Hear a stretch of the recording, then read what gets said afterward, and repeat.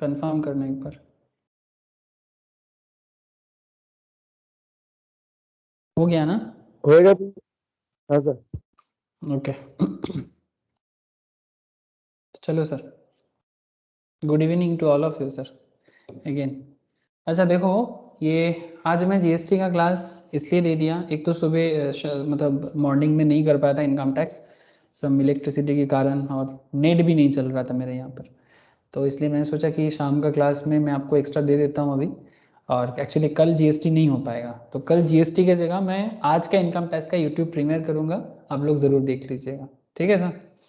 Okay, तो आज GST में कंटिन्यूएशन में ही करूँगा, मतलब जहाँ से हम लोग चल रहे थे उसी रास्ते में चलना है।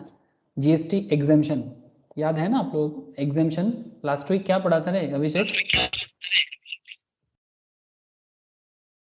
Sir education. संपद, हाँ एडुकेशन, एजुकेशन सेक्टर में एग्जेम्पशन, हाँ मतलब एजुकेशन सेक्टर में जीएसटी में किस फील्ड में एग्जेम्पशंस रखा गया है और किस में एग्जेम्पशंस नहीं रखा गया, एजुकेशनल इंस्टीट्यूशंस किसको बोलते हैं। उससे पहले हम लोग क्या पढ़े थे याद है? एजुकेशन से पहले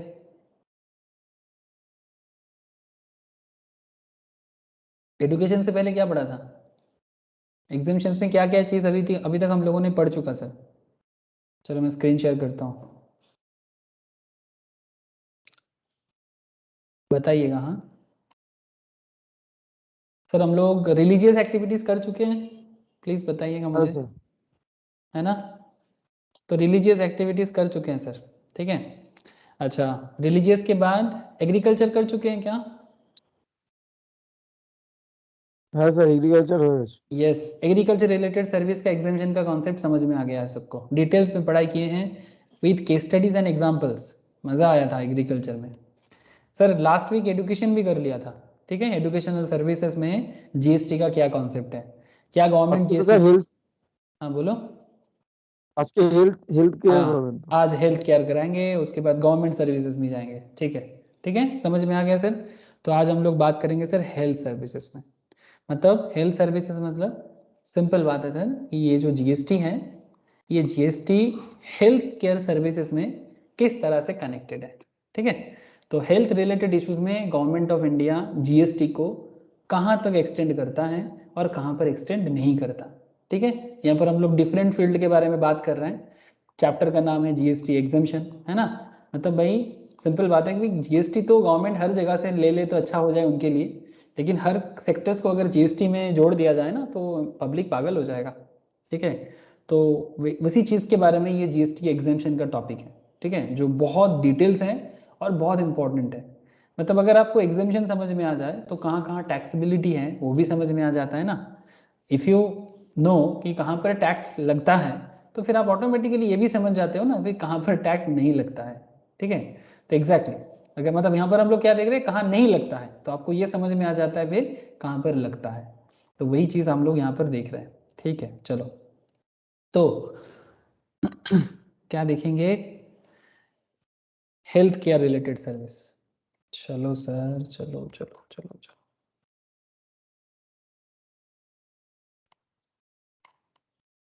घर में गो थ्रू करते हो ना सर क्लास के बाद जो हो जाता है? अरे करते कि नहीं करते बोलो ना। गो थ्रू नहीं यस करोगे ना, सर। बाद में बहुत हाँ सर। मुश्किल में पड़ोगे, बाद में मुश्किल में पड़ जाओगे। रेगुलर স্যার আমি क्लास का ওই पढ़ाई, আপনার ইউটিউবের ব্যাকআপ নিয়ে মানে ওটা দুটো মিক্সড করে গো থ্রু করি।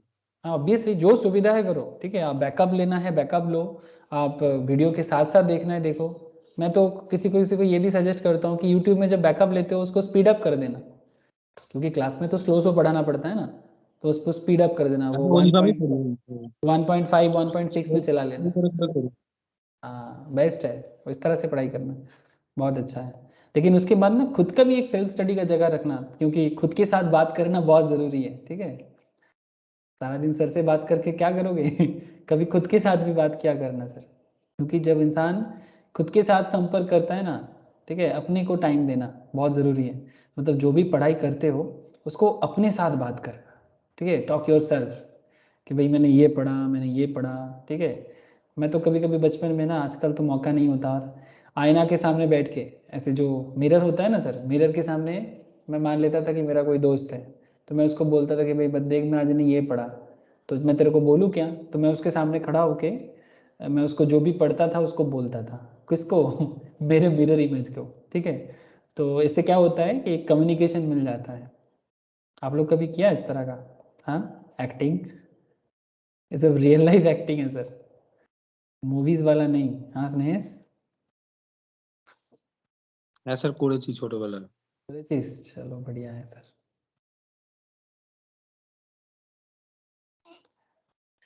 Yes yes yes. Health care service मिल गया, चलो।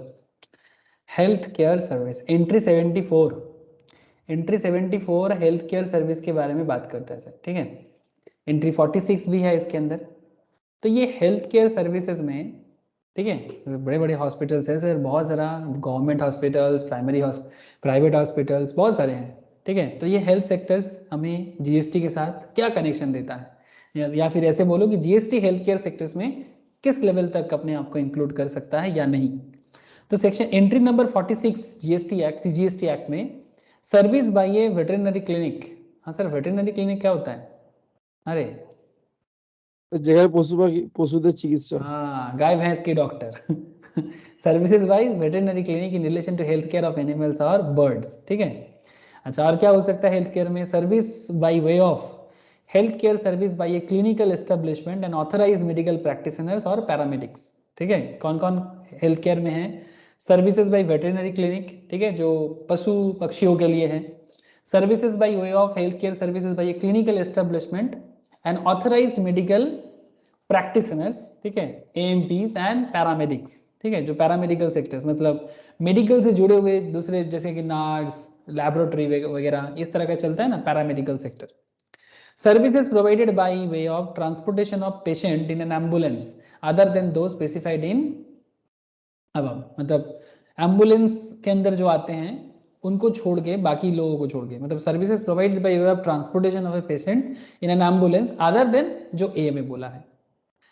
एंट्री नंबर 73 में बोलता है sir, service provided by the cord blood banks by way of preservation of stem cells और any other service in relation to such preservations. मतलब वो जो स्टेम सेल्स वगैरह होता है ना, उसको प्रिजर्व करने का जो सर्विस ब्लड बैंक वगैरह करते हैं, वो सर्विसेज भी इसके अंदर आता है, ठीक है। तो ये हेल्थ केयर सर्विसेज के अंदर इंपॉर्टेंट कुछ एंट्रीज हैं, जो entry number 46, entry number 74, entry number 73 के अंदर आपके साथ डिस्कस करेंगे, ठीक है।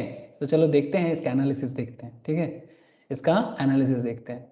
तो एंट्री 74 के बारे में बात करें सर, ठीक है।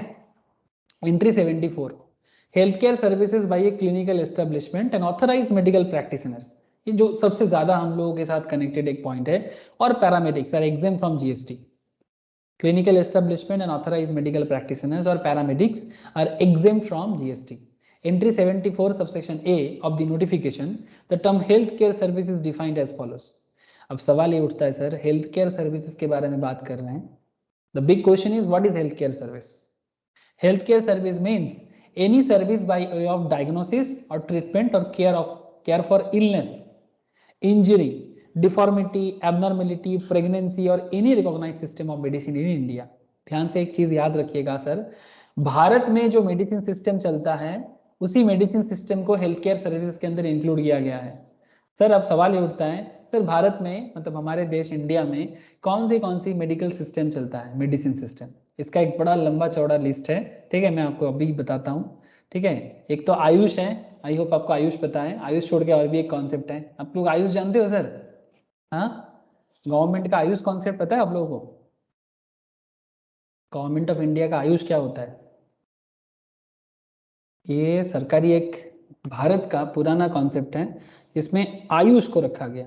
आयुष, इसमें आपका मिनिस्ट्री ऑफ आयुष, देखा मैंने आयुष लिखा तो मिनिस्ट्री ऑफ आयुष ही निकला।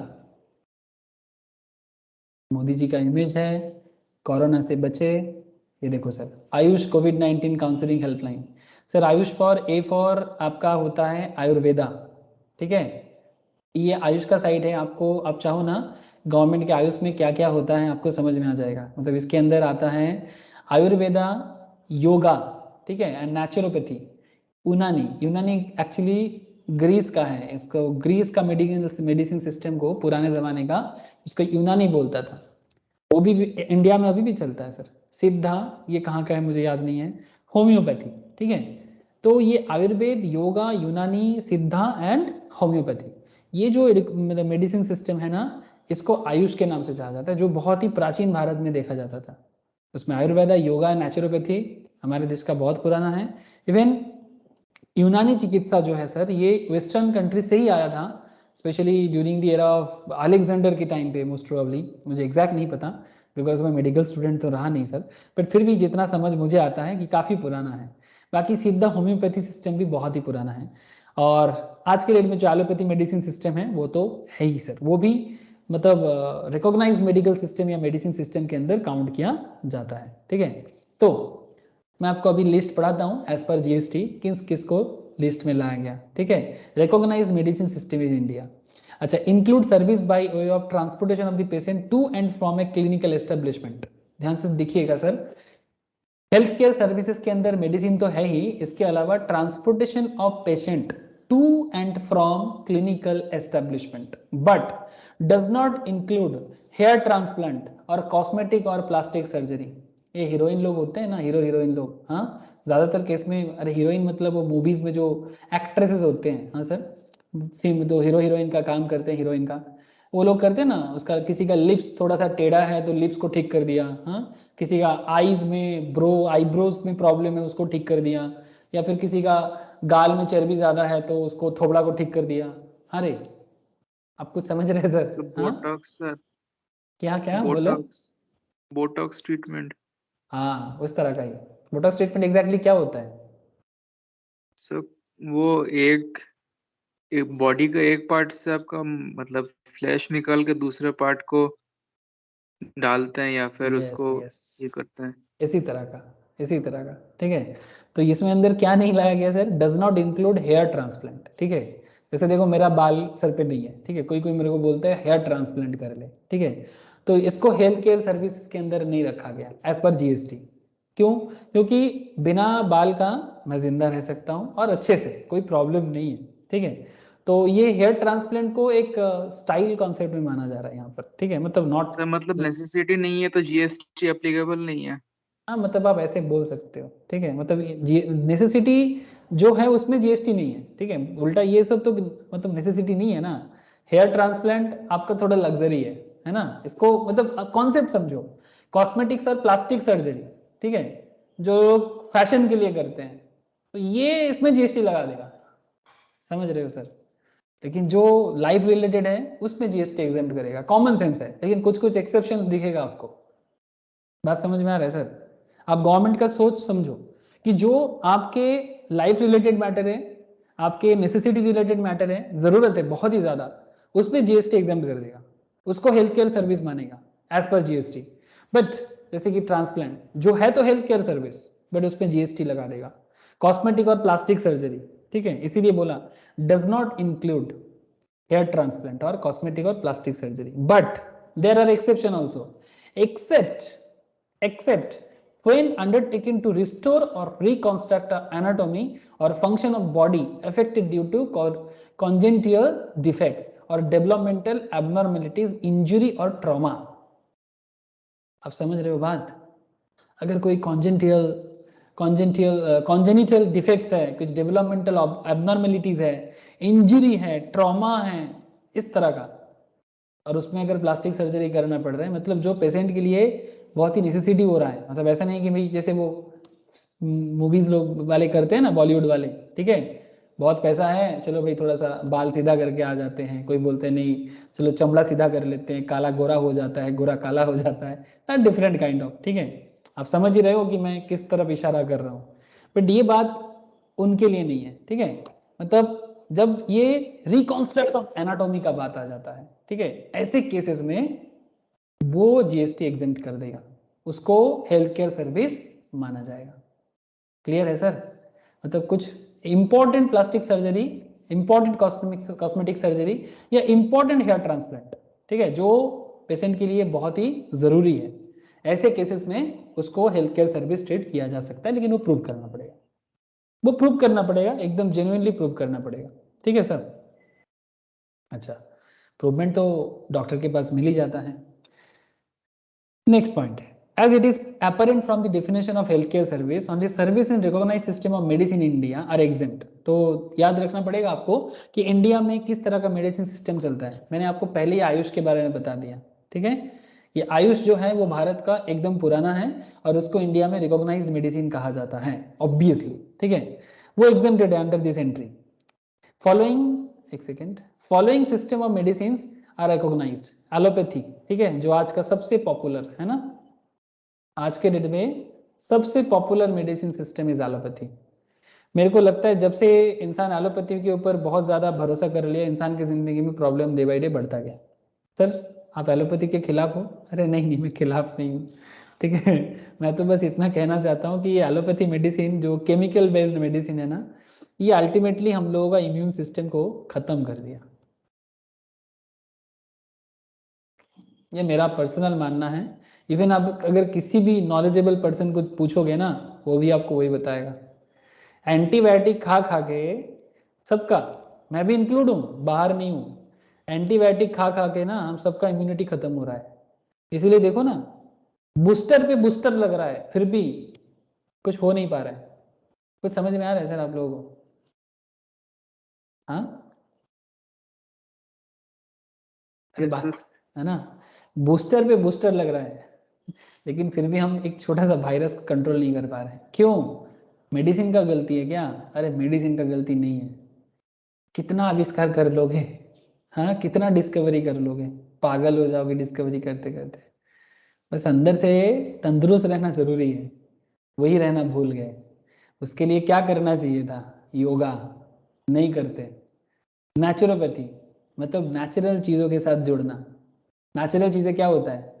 जैसे नेचुरली, ठीक है, जबरदस्ती फैक्ट्री में डाल के या फिर जबरदस्ती केमिकल डाल डाल के नहीं, ठीक है, जो नेचुरली बने। नेचुरल खाना खाओ, नेचुरल कपड़ा पहनो, नेचुरल कॉस्मेटिक्स यूज करो, नेचुरल, हाँ, केमिकल वाला नहीं, फेयर एंड लवली टाइप्स नहीं। मुल्तानी मिट्टी लगाओ, ज़्यादा अच्छा दिखोगे। फिर बाद में, पहले देखो सब फेयर एंड लवली लगा लगा के स्क्रीन खराब कर दिया, समझ रहे हो सर? फेयर एंड लवली लगा लगा के स्किन खराब कर दिया। लड़का वाला भी है ना, हैंडसम, हाँ। उसके बाद जब देखा कि भाई स्किन तो खराब हो गया, अब स्किन में चमड़ा क्या हो रहा है, चमड़ा धीरे धीरे वो क्या बोलते हैं, रिंकल हो जा रहा है। फिर वो वापस आ रहा है, मम्माज आर्ट यूज करो, मम्माज आर्ट, ठीक है, ऐड आता है ना आजकल। टोटल आयुर्वेदिक फॉर्मेट में बनाया गया, हाँ, ये पुराना सिस्टम पे बनाया गया एकदम ओरिजिनल, ठीक है, जिसमें मुल्तानी मिट्टी, ये सब जो भी ओरिजिनल चीज़ें हैं, नेचुरल चीज़ें हैं, उसको यूज़ किया गया। मतलब इंसान कितना पागल है, हाँ, पहले केमिकल डाल डाल के खराब करता है और फिर नेचुरल चीज़ों में वापस आने का बात करता है। जो भी हो, अल्टीमेटली सबको पुरानी चीज़ों में वापस जाना पड़ेगा। पुराना हमेशा मॉडर्न है, ये मेरा भी मानना है, और जो समझ रहे हैं ना वो भी समझ रहे हैं। सर आपका मानना हमें क्या लेना देना?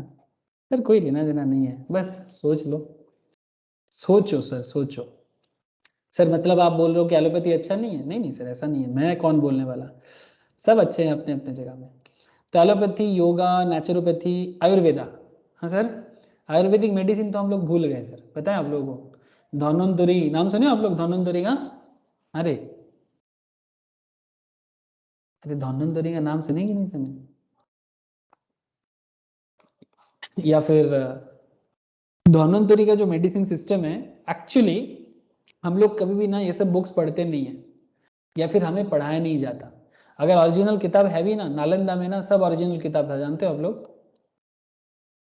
नालंदा यूनिवर्सिटी सुने हो क्या?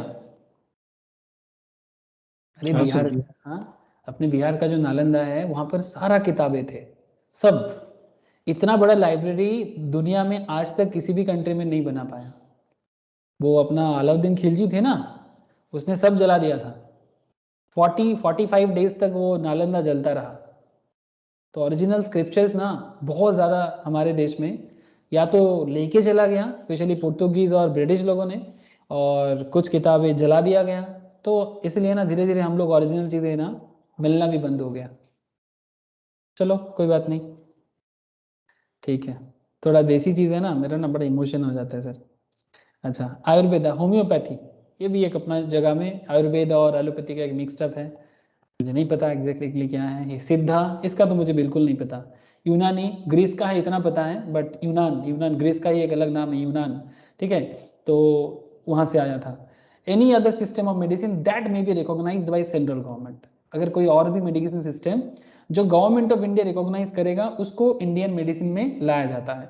इसके अगेंस्ट में, मतलब इसके अलावा अगर कोई और मेडिसिन सिस्टम इंडिया में यूज करेगा तो उसको गवर्नमेंट रिकॉग्नाइज नहीं करता है। लेकिन अगर हाँ गवर्नमेंट अगर नोटिफिकेशन देके बोलते हैं कि हाँ you can use this system और दैट सिस्टम, तो वो किया जा सकता है, ठीक है।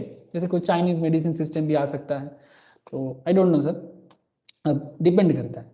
तो let us understand meaning of terms of clinical establishment. जैसे हम लोग वहाँ पर हेल्थ एजुकेशन में देखे थे ना, एजुकेशनल इंस्टीट्यूशंस, तो यहाँ हमें ये जानना पड़ेगा सर क्लिनिकल एस्टेब्लिशमेंट क्या है, authorise medical practitioners or paramedics कौन है, ये बताना जरूरी है, ठीक है। चलो देख लेते हैं। बेसिकली सेक्शन 2 सबसेक्शन H में क्लिनिकल एस्टेब्लिशमेंट एक्ट 2010 के बारे में कहा गया है, ठीक है। तो क्लिनिकल एस्टेब्लिशमेंट क्या है, चलो देखते हैं जीएसटी क्या कहता है। Sir clinical establishment means a hospital, nursing home, clinic, sanatorium or any other institution by whatever name called that offers service or facilities requiring diagnosis or treatment or care for illness, injury, deformity, abnormality or pregnancy in any recognized system of medicine in India or place established as an independent entity or part of establishment to carry out diagnostic or investigative service of disease। Diagnose भी करते हैं, investigate भी करते हैं। जैसे आजकल corona में क्या चल रहा है, डायग्नोस चल रहा है कि इन्वेस्टिगेशन चल रहा है? हाँ सर, कोरोना, ओमनिकॉन, इस समय क्या चल रहा है? इन्वेस्टिगेट। हाँ, डायग्नोस्टिक से ज्यादा और इन्वेस्टिगेशन चल रहा है, ठीक है। The establishment to carry out diagnostic or investigative service of disease. Thus, diagnostic or investigative service of disease provided by pathological labs are not liable to GST. ठीक है सर, ओके। ये तो लॉ में बता दिया, कुछ एक्सेप्शन है तो आगे देखते हैं। ऑथराइज मेडिकल प्रैक्टिशनर कौन है? ऑथराइज मेडिकल प्रैक्टिशनर कौन है? Means a medical practitioner registered with in any of the council of recognised system. मतलब ये जितना सारा काउंसिल मेडिकल सिस्टम बताया ना आपको, ये सबका अपना अपना काउंसिल है। आयुर्वेद का काउंसिल होगा, एलोपैथी का काउंसिल होगा, होम्योपैथी का काउंसिल होगा, योगा का काउंसिल है, ठीक है, सभी का काउंसिल है। जो भी मेडिसिन एस्टेब्लिश्ड काउंसिल है उनसे रिकॉग्निशन मिलना पड़ेगा। recognized by law in India and includes a medical professional having requisite qualification to practice in any recognized system of medicine in India as per any law for the time being in force. Further, paramedics, trained healthcare professionals, for example nursing staff, physiotherapist, technicians, lab assistant, etc.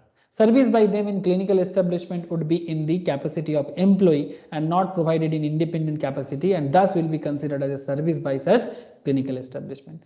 Similar service in independent capacity are also exempted. अगर similar capacity में, independent capacity में कोई काम करे तो वो भी exempted में आ जाता है। अच्छा, और क्या हो सकता है एग्जेम्प्टेड में? Sir rent room provided to in patients, patient को जो रेंट में रूम दिया जाता है ना हॉस्पिटल्स में, उसके बारे में क्या कहता है? Sir rent of rooms provided to in patients in hospitals is exempt. इसके बारे में सर्कुलर नंबर 27/1/2018 में जीएसटी डेटेड 4 जनवरी तो 2018 में इसके बारे में कहा गया था कि जो रूम प्रोवाइड किया जाता है हॉस्पिटल्स में रेंट में, वो जीएसटी एग्जेम्प्टेड होना चाहिए। Service provided by senior doctor, consultant or technicians. Hospitals hire senior doctors, consultants, technicians independently. Such persons do not have any contract with the patient. उनका patient के साथ कोई कॉन्ट्रैक्ट नहीं होता। Hospitals pay them consultancy charges and there is no employer-employee relationship between them. मतलब आप समझ रहे हो सर कि बड़े बड़े जो डॉक्टर्स होते हैं ना, सीनियर डॉक्टर्स, वो सेल्फ प्रैक्टिस करते हैं। लेकिन जब भी कोई बड़ा केसेस आता है ना हॉस्पिटल्स में, जो हॉस्पिटल्स का एम्प्लॉय वाला जो डॉक्टर है वो संभाल नहीं पाता, तब वो सीनियर डॉक्टर के साथ कंसल्ट करने के लिए आपको बताते हैं। तो उनके कहने पे वो आते हैं और अपना जो भी चार्जेस है वो लेते हैं, लेकिन इसमें पेशेंट के साथ उनका कॉन्ट्रैक्ट नहीं होता, ठीक है। ये कॉन्ट्रैक्ट हॉस्पिटल के साथ उनका होता है और इसमें कोई एम्प्लॉयर एम्प्लॉय रिलेशनशिप नहीं रहता है। आपको बात समझ में आया सर? ये वाला बात समझ में आया कि हॉस्पिटल्स क्या करते हैं? अरे बोलो सर। Yes sir. अच्छा, it is clarified by CBIC, Central Board of Indirect Tax and Customs, that services provided by such senior doctors, consultants, technicians, whether employees or not are healthcare services which are exempt from GST. आप समझ गए sir? CBIC ने एकदम clear cut बताया, central board of indirect tax and customs ने clear cut बताया, senior doctors, consultant, technicians, whether employees or not, चाहे वो एम्प्लॉय हो या ना हो, वो जो भी सर्विस हॉस्पिटल्स को प्रोवाइड करते हैं which are exempt from GST. इसका भी 12 फरवरी 2018 में इसका नोटिफिकेशन लाया गया. ठीक है, GST आया 2017 में. आप लोग बेसिक क्लास तो कर चुके होंगे सब कोई, है ना? GST का पूरा बेसिक कर चुके हो ना? अभिषेक, संपत, बोलो. नहीं किया कि नहीं किया? एकदम. Okay sir. तो आपको पता ही है कि GST कब आया, कैसे आया, क्या क्या कॉन्सेप्ट बना था वहां पर. ओके, चलो सर और डेप्थ में चलते हैं. In above cases suppose amount charge by hospitals from the patients. ध्यान से सुनना सर. जो केसेस मैंने भी आपको बोला, सपोज हॉस्पिटल चार्ज पेशेंट्स से ₹10,000, हॉस्पिटल पेशेंट से चार्ज किया 10,000 एंड पे टू द कंसल्टेंट्स और technicians only ₹7,500 and keep the balance. मतलब 10,000 में से 10,000 में से 7,500 टेक्नीशियंस या कंसल्टेंट को चला गया. कितना बच गया? 2,500. And keep the balance for providing ancillary services which include nursing care, infrastructure facilities, paramedic care. मतलब वो पैरामेडिक में होता है ना, जैसे ऑक्सीजन सिलेंडर देना, ठीक है, मुंह में मास्क देना, डिफरेंट काइंड ऑफ जो सर्विस वो प्रोवाइड करते हैं. इमरजेंसी सर्विसेज में हेल्प करना, चेकिंग ऑफ टेम्परेचर, हाँ रेगुलर बेसिस में, वेट चेक करना, ब्लड प्रेशर चेक करना, एटसेट्रा. बहुत सर्विसेज होता है, मुझे तो इतना नॉलेज भी नहीं है हॉस्पिटल्स में क्या क्या होता है. Going through the definition of healthcare service given above, it can be inferred that hospitals also provide healthcare service, है ना? मतलब सिर्फ कंसल्टेंट ही नहीं, हॉस्पिटल भी सर्विस प्रोवाइड कर रहे हैं. तो इसके अंदर ये भी देखा जाता है. ये जो भी अमाउंट चार्ज करते हैं ना, the entire amount charge by them from the patients including the retention money and the fee payment made to the doctors etc. towards the healthcare service provided by the hospitals to the patients and is exempt. Okay, provided by the hospitals to the patient is exempt. Hospital जो भी service provide करते हैं patient को, और उसके बदले जो 2,500 भी वो चार्ज किया ना, ऐसे तो 10,000, 7,500 उनको दे दिया, 2,500 रहा, है ना, 2,500, that is also exempt from GST. इसके लिए भी 12 फरवरी 2018 को नोटिफिकेशन लाया गया. Okay, food supplied to the patients. ठीक है, food supplied to the patients. Healthcare service provided by the clinical establishment will include food supplied to the patients, but such food may be prepared by the canteen run by the hospitals or may be outsourced by the hospitals from outdoor caterers. When outsourced, there is no ambiguity that suppliers shall charge tax as applicable and hospital will get no ITC.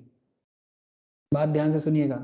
जब आप बाहर से लेते हो, there is no ambiguity, मतलब आप ये मत सोचिएगा that the supplier shall charge tax as applicable.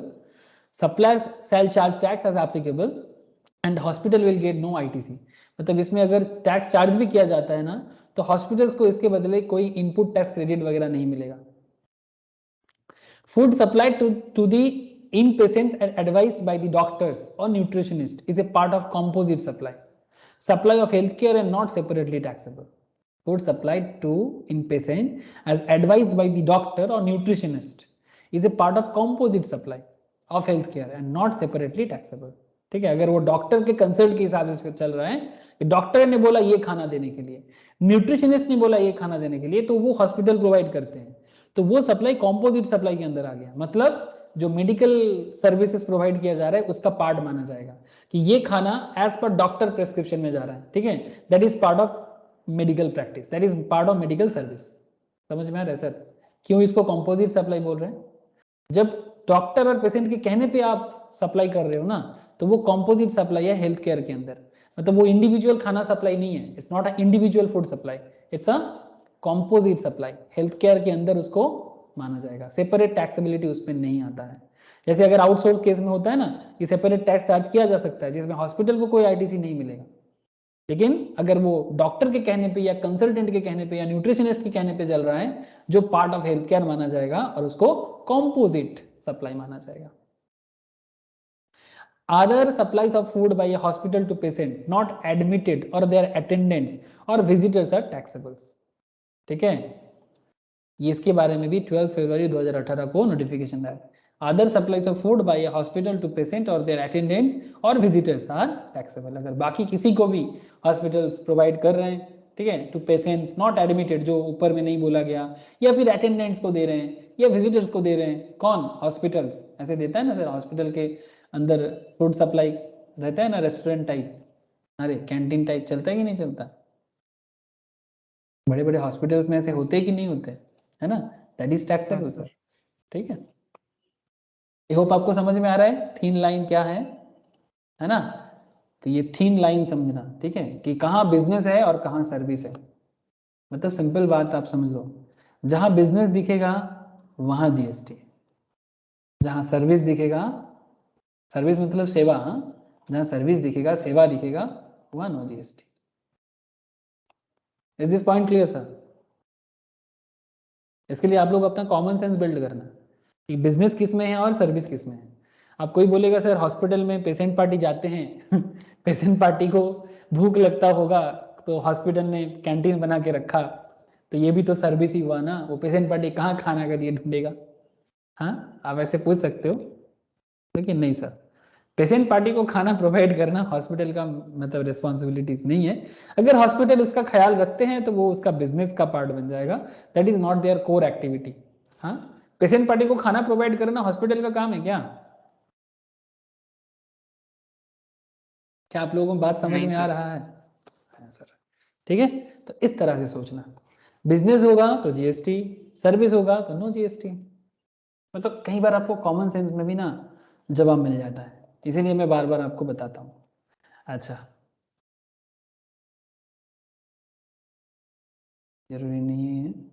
अच्छा, service other than health care service in clinical establishment पर premises, services other than health care service in clinical establishment premises, supply of service other than health care service such as renting of shops. Hospitals में बहुत सारे ऐसे रहते हैं ना, shops rent में दे दिया, बड़े बड़े हॉस्पिटल्स में होते हैं सर, मैंने देखा कोलकाता में बहुत सारी जगह में, ठीक है, कि वहाँ कर मतलब जो हॉस्पिटल्स का जो पूरा कंपाउंड है उसके अंदर अलग अलग शॉप्स है, ऑडिटोरियम्स है, प्रीमाइसेस, ताकि वो लोगों का मन बहला रहे जो पेशेंट पार्टी हैं, क्योंकि लोग भयंकर बीमारी लेके आते हैं, सबको चिंता होता है, डर होता है, तो उसमें अलग अलग रूम बना देता है, फिर उसको शॉप्स बना के दे देते हैं, ऑडिटोरियम दे देते हैं, प्रीमाइसेस दे देते हैं, क्लिनिकल एस्टेब्लिशमेंट के अंदर एडवर्टाइजमेंट डिस्प्ले करने का जगह देते हैं, ये सब सब्जेक्ट टू जीएसटी है सर, ठीक है, समझ में आ गया सर? बोलो। तो हॉस्पिटल्स में जो भी होगा सब जीएसटी एग्जेम्प्टेड, ऐसा नहीं। हाँ, हमारे देश में आजकल हेल्थ केयर भी बहुत बड़ा बिजनेस है ना सर? हाँ सर, यस सर, बहुत बड़ा बिजनेस सर। है। एडुकेशन तो उसके सामने कुछ भी नहीं हेल्थ केयर इतना बड़ा बिजनेस है, क्या बताऊँ आपको। तो इसलिए गवर्नमेंट भी देखता है कि जब बिजनेस नजर आ जाए तो गवर्नमेंट भी छोड़ेगा नहीं उसको। अच्छा, the good health medical centre a clinical establishment offer the following services. Illustration, question देखो सर, क्वेश्चन देखो, मजा आ जाएगा। गुड हेल्थ मेडिकल सेंटर एक मेडिकल सेंटर है जो क्लिनिकल एस्टेब्लिशमेंट है, ठीक है, वो एक सर्विस प्रोवाइड कर रहा है कुछ, जिसमें एक सर्विस आपको दे रहे हैं सर, रिकी हीलिंग ट्रीटमेंट। नाम सुने कभी आप लोग? रिकी हीलिंग ट्रीटमेंट, ये किस तरह का ट्रीटमेंट है, किसी को पता है? ये देखो सर, कोलकाता में मिलता है। कहाँ मिलता है सर रिकी? हाँ, या रेकी क्या है?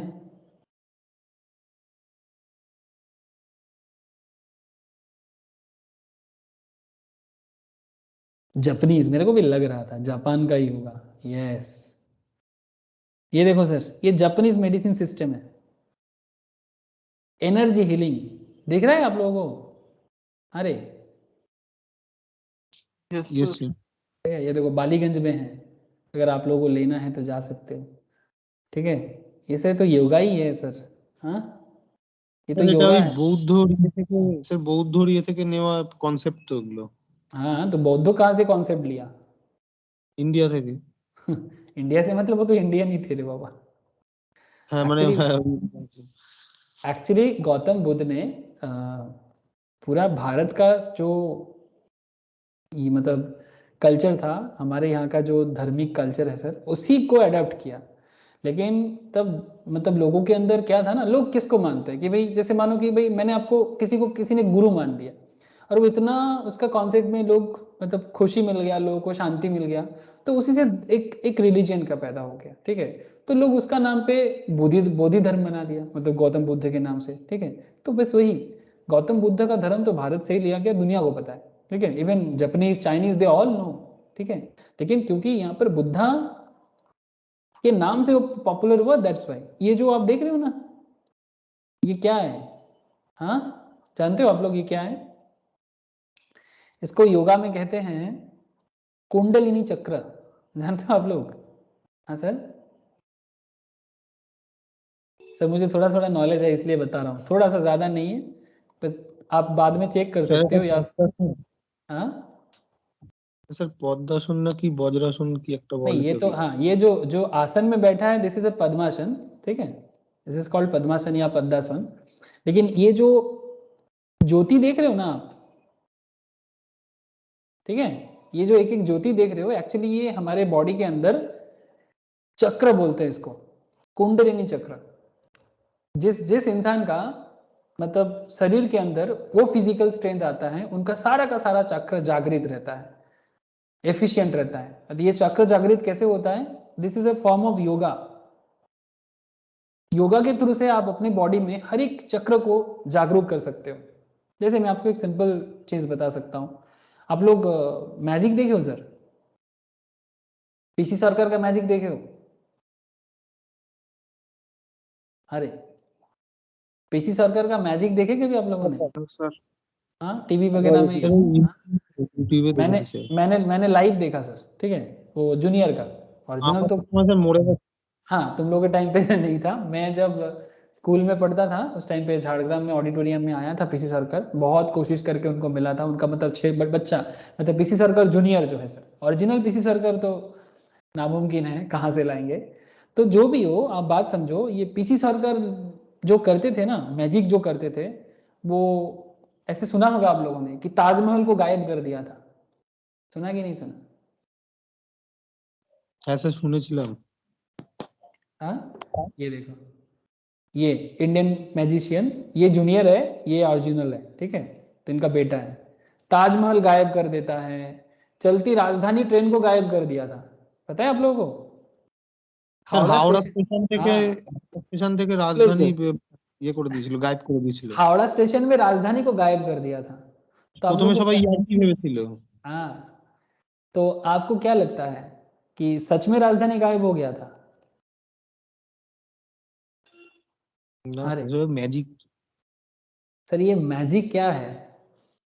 ये मैजिक जो ये लोग दिखाते हैं ना, ये जो इतना नॉलेज कहाँ से मिला इनको? हाँ सर, भरे करोड़ों हजारों लोगों के सामने इज इट रियली पॉसिबल कि आप राजधानी को गायब कर दोगे? मतलब बेसिकली आप वहां पर रहते हो लेकिन आपको राजधानी दिखाई नहीं देता। मैंने तो वो वाला नहीं देख पाया, बट मैंने ये देखा सर, मतलब मैं उस ऑडिटोरियम में मतलब खुद था, इवन सबसे सामने बैठा था, मेरे सामने एक बच्चा लड़का को लेके गया, ठीक है, छोटा सा लड़का को लेके गया मैजिक दिखाने, जूनियर पीसी सरकार, और उसको सर काट दिया पूरा बॉडी को, एक ह्यूमन बॉडी को पूरा 3-4 हिस्से में काट दिया सर। सभी को आंखों में देख रहे हैं कि उसका पूरा बॉडी का हिस्सा अलग अलग हो गया, पूरा स्टेज में, पूरा पूरा ऑडिटोरियम देख रहा है, और 5 मिनट बाद उसको जोड़ भी दिया। लेकिन क्या सच में उसका बॉडी काटा गया था? हाँ, वो भी क्या बड़ा बड़ा ब्लेड दिखाते हैं सर वहां पर। लेकिन ना एक सर, नहीं, 100 लोग, हजार लोग एक साथ वही चीज देखता है। 1000 ऑडिटोरियम में अगर मतलब ऑडिटर मतलब देखने के लिए लोग गए हैं, ठीक है, व्यूअर्स हैं, तो 1000 लोग वही देख रहे हैं। एक आध जन देखे अलग बात, लेकिन 1000 लोग गलत चीज क्या देख सकता है? इसको क्या बोलते हैं जानते हो? স্যার हाँ, শুনেছিলাম যে এই মানুষের চোখের মধ্যে কিছু এমন করে যেটাতে সে মানুষের চোখ দিয়ে ওটা ভাবে যে ওরকম একটা কিছু হচ্ছে, কি ভাবনা চিন্তাটা চেঞ্জ করে দেয়। दिस इज कॉल्ड तंत्र। इट्स अ तांत्रिक एक्टिविटी सर। आप लोग सुने होंगे हमारे कल्चर में होता है मंत्र तंत्र, हाँ सुने हो ना, मंत्र तंत्र दोनों बात बोलते हैं, है ना, मंत्र भी होता है, तंत्र भी होता है। तो ये जो मैजिशियन है ना, ये तांत्रिक होते हैं एक्चुअली। कुछ लोग तांत्रिक करके खराब काम भी करते हैं, जिसको हम लोग ब्लैक मैजिक बोलते हैं, करते हैं ना सर, इट्स रियली होता है सर, एकदम होता है। मतलब वो अपना तंत्र का गलत इस्तेमाल करते हैं और ये लोगों को अपना तंत्र का मजा देता था। हाँ सर, यही है एग्जैक्ट पॉइंट। ये अपना तंत्र का मजा देता था लोगों को, मतलब लोगों को इसका आनंद देता था कि भाई देखो क्या क्या हो सकता है, मैं आपको जो दिखाने चाहूंगा आप वही देखोगे। अब can you feel that? It's not joke sir. इसका मतलब कोई कैसे तांत्रिक बन जाता है? आप तारापीठ में जाते हो आपको तांत्रिक दिखता है, आप बनारस में जाते हो आपको वहां पर वो नंगा बाबा होते हैं ना, देखे हो आप लोग कभी अपने बनारस में हरिद्वार में, है ना? तो वो लोग कोई वो they are not a normal इंसान, उनका एक एक चक्र जगा हुआ है, वो आपको देख के ना आपको सब कुछ बता सकता है कि आप क्या करते हो, आपका मन कैसा है, दे कैन एक्सप्लेन एवरीथिंग। कोई जोक नहीं है। जैसे पीसी सरकार लोगों को हिप्नोटाइज कर सकता था। तो एग्जैक्टली ये सब नॉलेज कैसे मिलता है लोगों को? हाँ, हम लोग इसको भगवान का नाम देते हैं। एग्जैक्टली जो लोग अपने नॉलेज में बहुत टॉप लेवल में पहुंच जाते हैं वो भगवान के जैसा बन सकता है, but this is not a भगवान वाला केस। कोई कोई तो इसका भगवान बोल के साउथ में एक गुरु बना था, ठीक है, मतलब बहुत वो फ्रॉड में फंस गया था, वो लोगों को भगवान बोल के लूटता था तंत्र ज्ञान देके। गलत है सर, गलत है। तो ऐसा नहीं करना चाहिए था। पीसी सरकार ने उसको पकड़ा, उसका दोस्त था, बोला कि देख तू लोगों को मनोरंजन कर, लोगों को बता इसका सच्चाई, लेकिन लोगों को लूट मत, ठीक है? तो लोगों को लूटना नहीं चाहिए, एकदम बिल्कुल नहीं लूटना चाहिए। तो कहने का मतलब क्या है, ये जो हीलिंग बोला या फिर जो चक्र बोला ना मैं आपको, कुंडलिनी चक्र, दीज आर बेसिकली वो नॉलेज जो एक्चुअली योगिक वे में आपके बॉडी के अंदर आता है और आपका इतना पावर इकट्ठा हो जाता है ना, जिसके थ्रू से आप कुछ भी कर सकते हो, कुछ भी। अगर किसी का एक चक्र भी जागरूक हो गया ना, आप समझ लो कि जो चाहते हैं वो कर सकता है। मजाक नहीं कर रहे सर, प्रूफ के साथ बात कर रहे हैं आपके साथ। समझ रहे हो सर?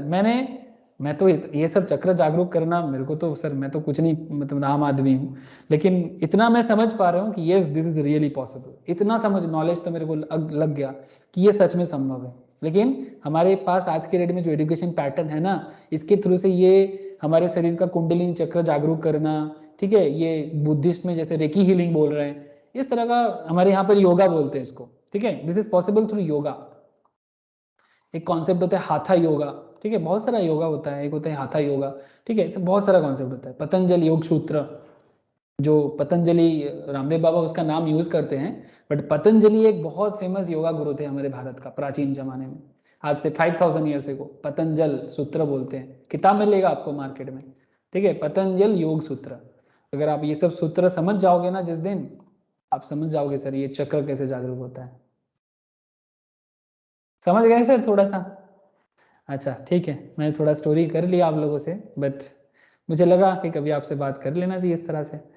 तो ये रेकी हीलिंग जो जापानीज हीलिंग प्रोसेस है, ये जो जापानीज एनर्जी हीलिंग प्रोसेस है, which is subset of alternative medicine, ठीक है, हर चीज मेडिसिन से नहीं, जापान इसको फॉलो करता है, ये योगिक कल्चर से ही लिया गया सर। ये देखो, रेकी प्रेडिक्शन और use a technique called palm healing और hands on healing through which universal energy, universal ब्रह्मांड की हीलिंग, समझ रहे हो, universal energy said to be transformed through the palms of the practitioners to the patient in order to encourage emotional or physical healing। Sir आप लोगों को पता है सर ये सब क्यों बात कर रहे हैं? आप लोगों को लगेगा कि मैं स्टोरी सुना रहा हूं आपको। रामकृष्ण परमहंस नाम तो सुने होंगे, अरे कौन थे बोलो ना? स्वामी विवेकानंद का गुरु, दक्षिणेश्वर की पुजारी, जानते हो कि नहीं जानते? हाँ, मेन परिचय तो self realised person. Yes sir, ठीक है।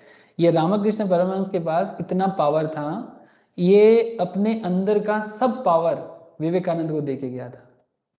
कैसे? इसी हीलिंग के प्रोसेस से। समझ रहे हो सर?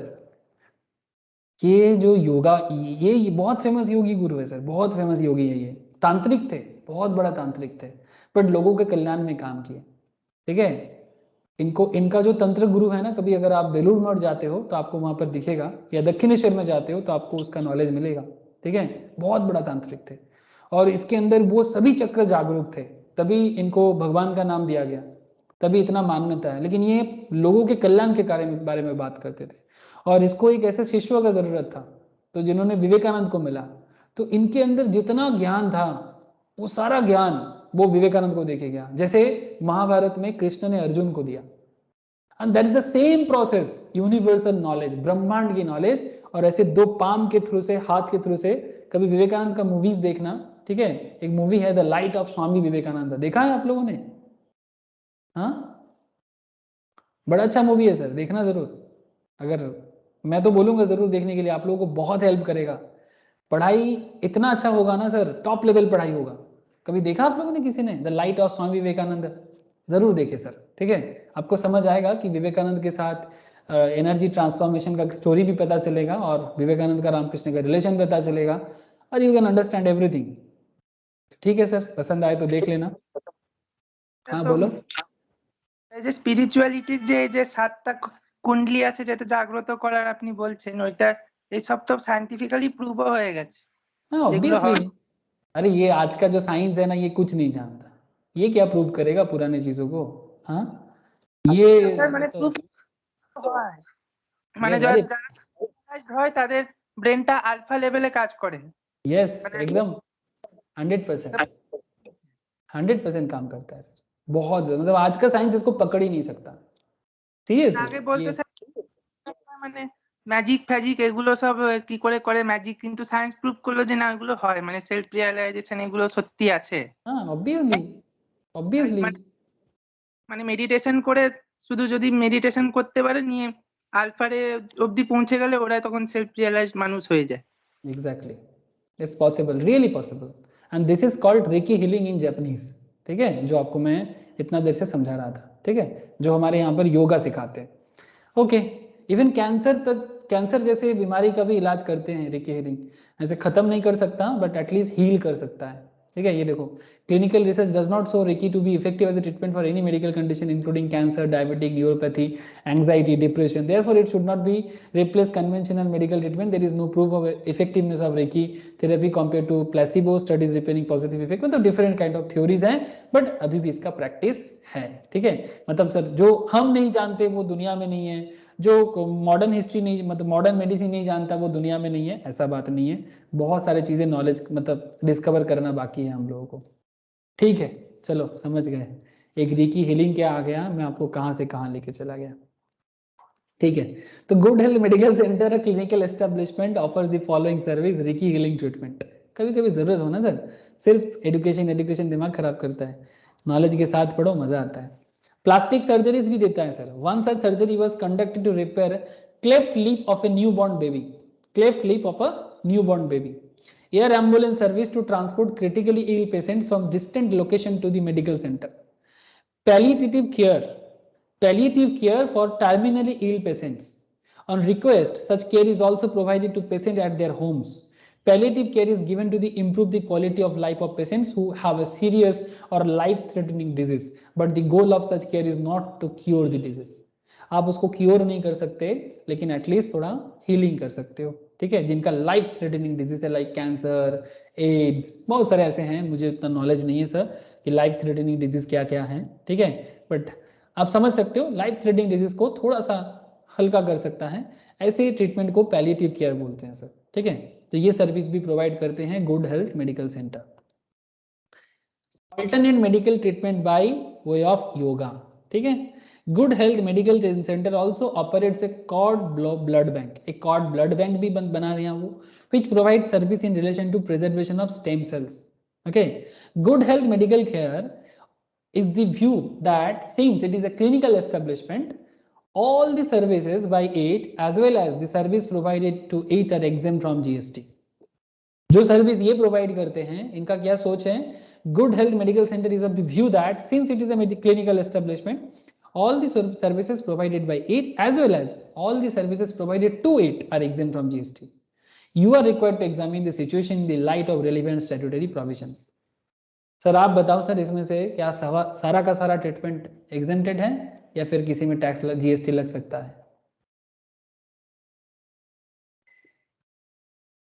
क्या लगता है आप लोगों को? आप लोगों का आंसर लेंगे, उसके बाद आपको मैं आंसर बताऊंगा। Reiki healing treatment, plastic surgery, air ambulance to transport critically ill patients, palliative care, terminally ill patient, alternative medical treatment by way of yoga. Good health medical center also operates a cord blood bank which provides service in relation to preservation of stem cells. इतना देर से हम लोग सारा provisions पढ़ के आए, क्या लगता है क्या ये जीएसटी एग्जेम्प्टेड है? क्या ये जीएसटी एग्जेम्प्टेड है? क्या ये जीएसटी एग्जेम्प्टेड है? क्या ये जीएसटी एग्जेम्प्टेड है? क्या ये जीएसटी एग्जेम्प्टेड है? क्या ये जीएसटी एग्जेम्प्टेड है? बोलो सर बोलो, क्या लगता है आप लोगों को?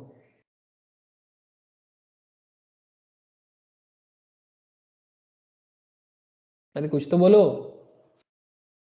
স্যার এই প্লাস্টিক সার্জারি বা কসমেটিক্স এর উপর জিএসটি এক্সেম্পট করাটা উচিত।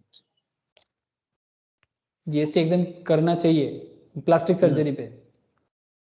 স্যার না, প্লাস্টিক সার্জারিতে স্যার উচিত না। जीएसटी एग्जाम करना नहीं 3, चाहिए। 4 और 5 এর উপরে এক্সাম্পশন হওয়া উচিত। 3, 4, 5 में एग्जाम होना चाहिए। अच्छा, बाकी लोग? किसी ने बोला प्लास्टिक सर्जरी में करना नहीं चाहिए, एक ने बोला करना चाहिए। अच्छा, और बताओ, चलो देखते हैं कि क्या कॉन्सेप्ट है इसका। हाँ बोलो। 5 এ স্যার এক্সাম করতে হবে, 5 স্যার এক্সাম আর 2 তে স্যার এক্সাম না, আর 3 তে স্যার করতে হবে। अच्छा ठीक है, चल देखते हैं। Healthcare service provided by a clinical establishment and authorized medical practitioners or paramedics are exempt from GST. यही अंडर एंट्री 74 में कहा गया है। This is the final word. Okay, healthcare services provided by a clinical establishment and authorized medical practitioners or paramedics are exempt from GST under entry 74. In light of the same, the eligibility to exemption in respect of each service offered by Good Health Medical Center is examined below. चलो देखते हैं कि क्या क्या है इसके अंदर। अच्छा अच्छा, रेकी हीलिंग क्या भारत का मेडिसिन सिस्टम के अंदर आता है? না স্যার। तो फिर इसमें No, एग्जाम्पशन sir. कैसे? ये तो as per government of India education medicine system के अंदर नहीं आता है ना। तो reiki healing is a Japanese system जो इंडिया में अथॉरिटी नहीं है। ठीक है, अगर है भी तो अलग फॉर्म में हो सकता है, बट रेकी हीलिंग के नाम से नहीं होगा। Since Reiki healing is not a recognized system of medicine in terms of section 2 subsection H of Clinical Establishment Act 2010, it would not be exempt and thus GST would be payable thereon. अगर आप recce healing लेना चाहते हो तो आपको GST देके ही लेना पड़ेगा। हाँ बोलो। বলছি এই যে রিকি হেলিং যেটা আছে এটাই মানে জাপানে যেটা রিকি হেলিং ওটা ইন্ডিয়াতে যোগা তো? हाँ सब योगा बहुत बड़ा है, ठीक है, तो यही Ricky healing is a part of that, मतलब योगा का ही पार्ट है सर। ये दुनिया को पता है कि ये। हाँ बोलो। করে তাই তো? देख मुझे ফিজিওথেরাপি ना फिजियोथेरापी अलग होता है सर, फिजियोथेरापी टोटली अलग। ফিজিওথেরাপি নয় মানে টাইপের করিয়েই তো ঠিক করেন নাকি ওইগুলোই তো? फिजियोथेरापी का कॉन्सेप्ट अलग है, उसमें आपको कुछ व्यायाम दिया जाता है, कुछ ऐसे हाथ को ऐसा करो, पैर को ऐसा करो, ठीक है, दैट्स अ डिफरेंट। योगा अलग है, योगा अलग है, रिकी हीलिंग अलग है। जैसे कि वो ट्रांसफॉर्म एनर्जी का बात करते हैं, पाम के थ्रू से एनर्जी ट्रांसफॉर्म करते हैं, कुंडलिनी शक्ति जगा के, ठीक है, ये एक बड़ा फेमस कॉन्सेप्ट है। बट मैं ये नहीं कह सकता कि reiki healing is equivalent to yoga, ये इसमें मेरा नॉलेज नहीं है, मेरा नॉलेज नहीं है मुझे प्योर नॉलेज नहीं है मेरे को, बट हाँ इतना तो मैं सोच सकता हूँ, समझ सकता हूँ कि हाँ ये जैसे बात कर रहे हैं ऐसे योगा में होता है। ये जैसे रिकी हीलिंग মানে जैसे রিকি बात হিলিং এক্সেম্পট হতে পারে কিন্তু যোগার যে টিচিংস ওইগুলো তাহলে এক্সেম্পট হবে না। योगा एग्जेम्प्ट हो जाएगा, रिकी हीलिंग एग्जेम्प्टेड नहीं है, रिकी हीलिंग नॉट एग्जेम्प्टेड है बिकॉज इंडिया में ये मेडिसिन सिस्टम एप्लीकेबल नहीं है। জিএসটি আপনি এটা বলছি। हाँ जीएसटी लग जाएगा इसमें, अगर आप रिकी हीलिंग लेने जाते हो तो उसमें जीएसटी चार्ज करेगा, बिकॉज वो इंडियन क्लिनिकल एस्टेब्लिशमेंट एक्ट के हिसाब से नहीं है। Yoga Indian clinical establishment act के हिसाब से है, तो योगा अगर क्लिनिकली आपको दिया जा रहा है, ठीक है, तो वो जीएसटी चार्ज नहीं करेगा। ठीक है, अगर क्लिनिकल एस्टेब्लिशमेंट दे रहा है, कोई योगा क्लास बना के कर रहे हैं वो अलग, ठीक है, क्लिनिकल एस्टेब्लिशमेंट अलग, जो मैं आपको स्टार्टिंग में पढ़ाया क्लिनिकल एस्टेब्लिशमेंट क्या होता है, ठीक है। और जो आप बोलो ना योगा क्लास ज्वाइन कर लिया वो अलग, वो तो जस्ट मतलब नॉर्मल हॉबी क्लास टाइप, ठीक है, वो अलग। हाँ बोलो। ঠিক আছে স্যার, বুঝে গেছি স্যার। तो स्टार्टिंग में थोड़ा मिस किया ना, इसलिए तेरे को मुश्किल हो गया। अच्छा, health care service does not include cosmetic or plastic surgery, है ना। नॉर्मली कॉस्मेटिक्स और प्लास्टिक सर्जरी हेल्थ केयर के अंदर नहीं आता है ना, मतलब आपका होंठ खराब, मतलब टेढ़ा हो गया, आप अपने लिप्स को थोड़ा साइज दे रहे हो, एक्ट्रेस लोग करते हैं, ठीक है। किसी का फेस काला हो गया, वो फेस में दूसरा जगह का चामड़ा लगा के गोरा बन रहा है, ठीक है। तो ये नॉर्मली अलाउ, मतलब एग्जेम्प्टेड सर्विस नहीं है। But except when undertaking to restore or reconstruct anatomy or function of body affected due to congenital defects, developmental abnormalities, injury or trauma, ठीक है। Therefore, plastic surgeries will not be entitled to said exemption and thus GST would be payable thereon. However, plastic surgery conduct to repair a cleft lip will be eligible for exemption as it reconstruct anatomy or function of body, ठीक है। Cleft lip क्या होता है, चलो देखते हैं। पता है आप लोगों को क्लेफ्ट लिप क्या होता है?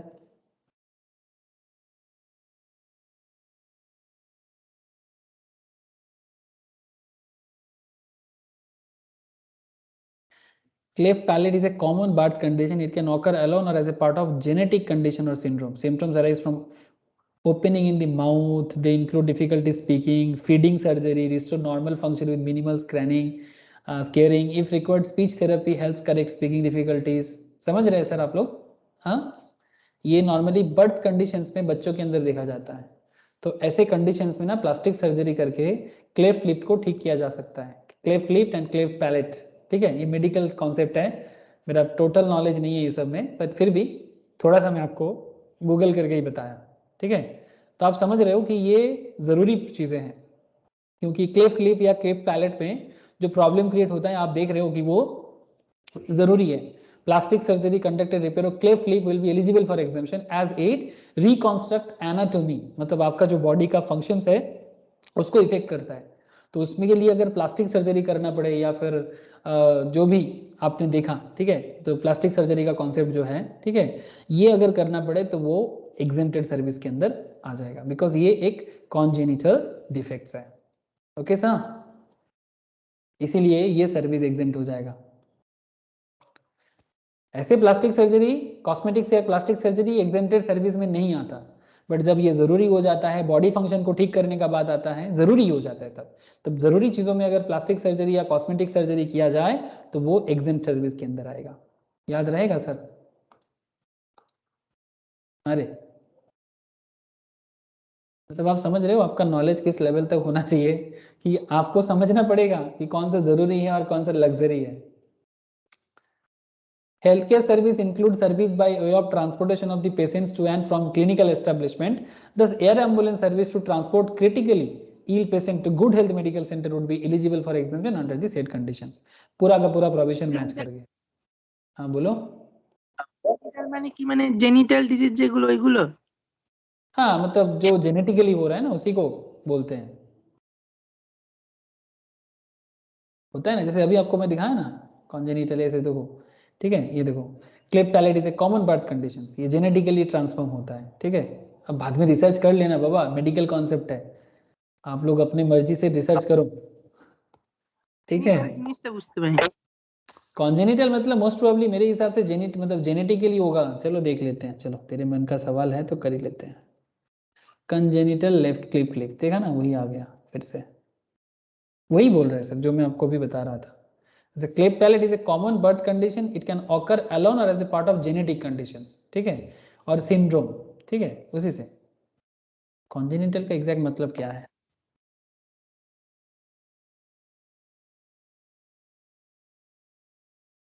जन्म से विद्यमान रोग, used about a disease beginning at the continuing since birth।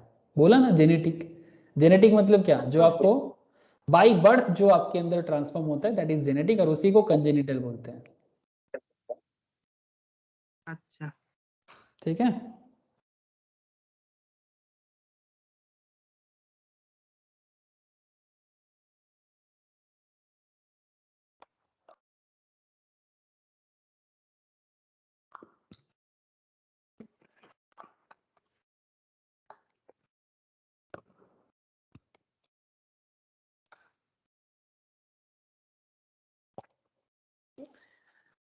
Okay आगे देखो सर।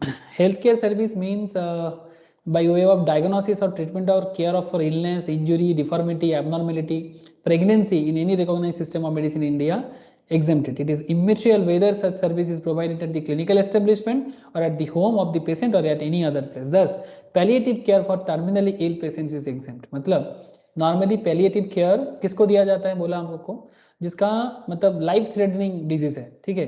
अब पैलिएटिव ट्रीटमेंट घर में भी दिया जाता है, ठीक है। वो बोलते हैं ना सर, वो क्या बोलते हैं उसको कि कोमा में है या फिर ऑक्सीजन में है, इस तरह का सिस्टम, ठीक है। तो पैलिएटिव ट्रीटमेंट दिया जाता है ताकि वो जिंदा रह जाए या फिर उसका प्रॉब्लम थोड़ा सा कम हो, मर ना जाए।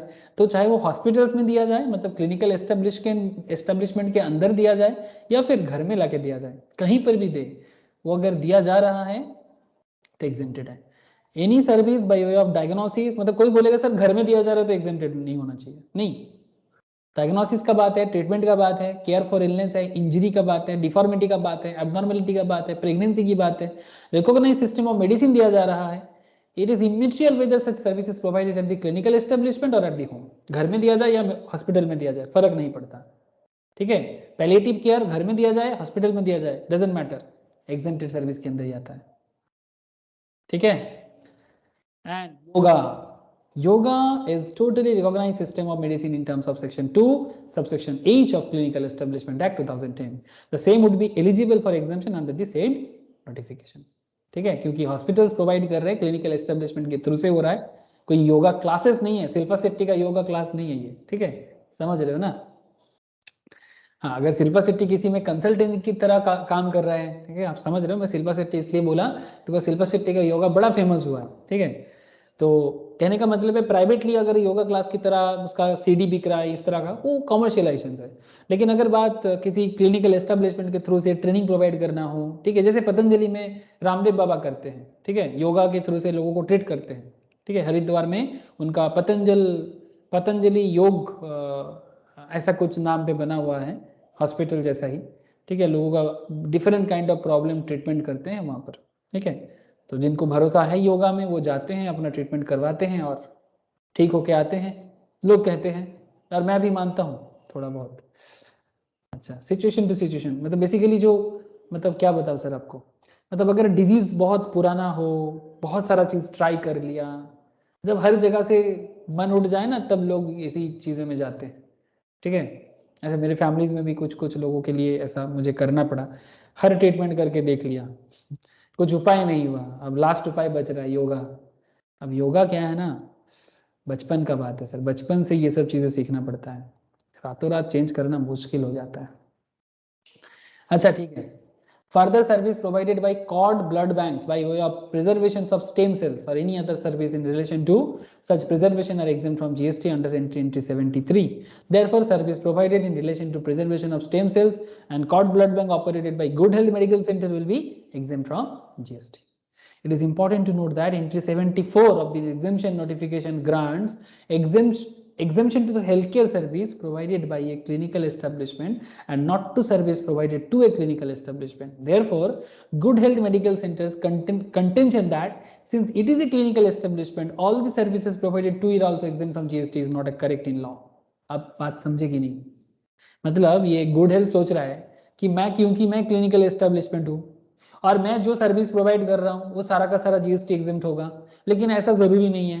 जैसे आपने देखा कि कुछ एरिया ऐसा है जहां पर जीएसटी एग्जेम्पशन नहीं मिला उनको, लेकिन वो ऐसा भी सोच रहा था, उसका ऐसा भी कंटेंशन था, मतलब उसका सोच था गुड हेल्थ मेडिसिन का, मतलब गुड हेल्थ मेडिकल केयर का, कि क्योंकि मैं एक मेडिकल क्लिनिकल एस्टेब्लिशमेंट हूं तो मुझे जो भी सर्विस प्रोवाइड करेगा वो भी जीएसटी एग्जेम्प्टेड हो जाएगा।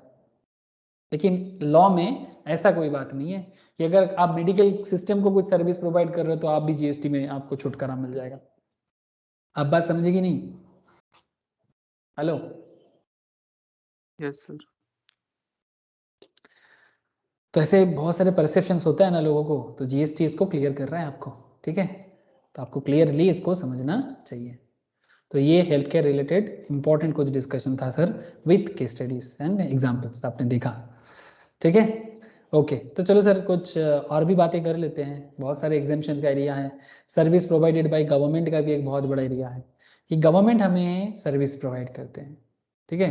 गवर्नमेंट मतलब सरकार, सरकार मतलब सेंट्रल गवर्नमेंट, स्टेट गवर्नमेंट, ठीक है। तो इसमें एंट्री नंबर 4, 5, 6 बहुत सारा एंट्री है, बहुत सारा सर्विस गवर्नमेंट हमें प्रोवाइड करते हैं। Service by governmental authority by way of any activity in relation to any function interest to a municipality under article 243W of the constitution are exempt. Municipality के through से अगर आपको service मिलता है, exempt service है। Service by a governmental authority by way of any activity in relation to any function interested to a panchayat. ऐसे हमारे भारत में 2 सिस्टम चलता है ना, एक गांव का सिस्टम और एक शहर का सिस्टम। शहर का सिस्टम चलाते हैं म्यूनिसिपैलिटी या म्यूनिसिपल कॉर्पोरेशन, और गांव का सिस्टम चलाते हैं पंचायत। या अंडर आर्टिकल 243G में कहा गया है ऑफ द कॉन्स्टिट्यूशन। तो अगर पंचायत से सेवा मिल रहा है जीएसटी एग्जेम्प्टेड, पौरसभा या म्यूनिसिपैलिटी से सेवा मिल रहा है तो जीएसटी एग्जेम्प्टेड। आई होप आप समझ रहे हो सर, ठीक है। तो चलो इसका एनालिसिस तो देखेंगे, लेकिन देख लेते हैं कि क्या क्या और यहाँ पर आपको सर्विस का नाम दिया है। एंट्री नंबर 6 में service bye the central government, state government, union territory और लोकल अथॉरिटी। लोकल अथॉरिटी मतलब जैसे मानो यही म्यूनिसिपैलिटी, पंचायत, डिस्ट्रिक्ट बोर्ड होता है ना, कैंटोनमेंट बोर्ड, ये सब लोकल अथॉरिटी के नाम से जाना जाता है। एक्सक्लूडिंग द फॉलोइंग सर्विसेज, देखो क्या क्या है। Service by the department of post bye way of speed post. Post office सरकारी है, लेकिन अगर वो आपको स्पीड पोस्ट सर्विस दे रहा है, एक्सप्रेस पार्सल पोस्ट दे रहा है, लाइफ इंश्योरेंस दे रहा है, एजेंसी सर्विस दे रहा है, provided to a person other than the central government. किसको दे रहा है? सेंट्रल गवर्नमेंट को छोड़ के किसी और को, स्टेट गवर्नमेंट को छोड़ के किसी और को, यूनियन टेरिटरी को छोड़ के किसी और को दे रहा है। मतलब सरकार जब सरकार को दे तो जीएसटी एग्जेम्प्टेड हो जाएगा, लेकिन सरकार जब किसी दूसरे इंसान को स्पीड पोस्ट सर्विस दे रहा है, पोस्ट तो सरकारी है ना सर, इंडिया पोस्ट, अरे इंडिया पोस्ट सरकारी है कि नहीं?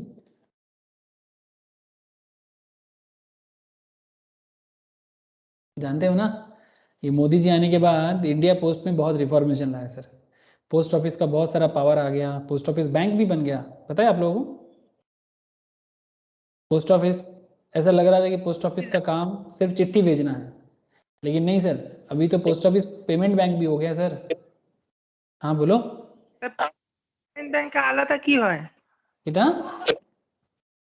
মানে পোস্ট অফিসের আবার নিজের ব্যাংক মানে মানে কিসের জন্য? Payment bank. তো মানে পোস্ট অফিসে তো শুধু চিঠি পোস্টাল কোড এমনি পোস্টেই তো পেমেন্ট হতো, তার জন্য আবার আলাদা ব্যাংক? नहीं सर, पोस्ट ऑफिस, हाँ बोलो, कुछ कहना चाहते हो क्या? पोस्ट ऑफिस में बैंकिंग सर्विस मिल गया सर आजकल। पोस्ट ऑफिस में बहुत सारा बैंकिंग सर्विस होता है, एफडी स्कीम होता है, सेविंग्स होता है, ठीक है। पोस्ट ऑफिस के थ्रू से पोस्ट ऑफिस का एटीएम भी बना गया सर, ठीक है। आप पोस्ट ऑफिस में पैसा जमा रख सकते हो, पोस्ट ऑफिस से आप पैसा उठा सकते हो, ठीक है, एटीएम के थ्रू से। Even post office payment bank की तरह, जैसे पेटीएम काम करता है ना सर, ठीक है, ऐसे गांव में कुछ प्रोजेक्ट है इनका, वो पेमेंट बैंक की तरह काम कर रहा है कि, हाँ बोलो। স্যার মানে এগুলো তো জানতাম পোস্ট অফিসে পেমেন্ট হয়, এগুলো তো তো মানে ওই পোস্ট অফিস ব্যাংক খোলার পরে এগুলো স্টার্ট হয়েছে। हाँ ऑब्वियसली, इससे पहले पोस्ट ऑफिस का इतना सारा जो फैसिलिटीज था ना, बहुत सारा चीज पहले से भी था। ये देखो क्या लिख रहा है, डिजिटल सेविंग्स अकाउंट इंस्टेंटली, देख रहे हैं आप लोग? मोबाइल बैंकिंग, ये देखो IPPB mobile banking. Post office से भी बहुत कुछ हो रहा है आजकल, ठीक है। तो पोस्ट ऑफिस का जो एरिया ऑफ सर्विस है बहुत ज़्यादा इम्प्रूव हुआ है। पहले एरिया तो था हाँ बोलो। IPPB मान फुल फॉर्म की माने इंडियन पोस्टल, हाँ इंडिया पोस्ट बैंकिंग कुछ ऐसा होगा। अच्छा देख ले एक बार, ठीक है। तो कहने का मतलब क्या हुआ कि service by department of post, जैसे स्पीड पोस्ट का सर्विस, एक्सप्रेस पार्सल का सर्विस, ठीक है, life insurance service, agency service, इस तरह का सर्विस अगर आपको दे रहा है ना, तो वो अगर गवर्नमेंट को दे रहा है, मतलब पोस्ट ऑफिस गवर्नमेंट का है, और वो अगर सेंट्रल गवर्नमेंट को, स्टेट गवर्नमेंट को, यूनियन टेरिटरी को दे रहा है तो उसमें जीएसटी नहीं आएगा। लेकिन अगर किसी और को दे रहा है ना तो वो जीएसटी चार्ज कर सकता है, ठीक है। अच्छा, service in relation to an aircraft और a vessel, service in relation to an aircraft और ए वेसल इनसाइड और outside the precedence of a port और एन एयरपोर्ट, ठीक है।